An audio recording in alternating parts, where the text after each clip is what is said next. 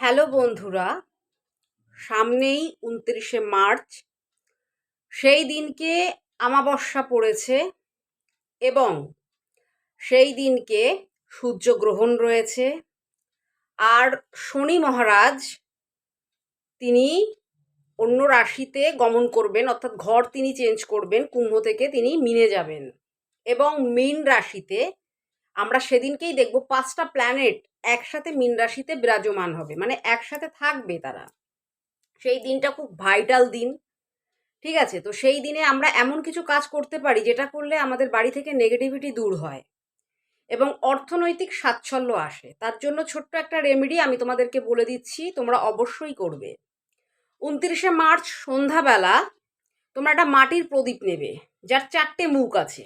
যদি সেরকম বাড়িতে থাকে তো ভালো, না হলে আটা দিয়ে তোমরা বানিয়ে নেবে ৪টে মুখ যাতে হয়, এবং ৪টে সলতে তুমি সেখানে দেবে। অর্থাৎ এটা ৪টে দিকের জন্য আমরা বানাবো এই প্রদীপটা। সন্ধ্যাবেলা এটাকে সর্ষের তেল দিয়ে আমরা আমাদের মেন যে এন্ট্রান্স, সেই মেন এন্ট্রান্সের সামনে ধরিয়ে দেব।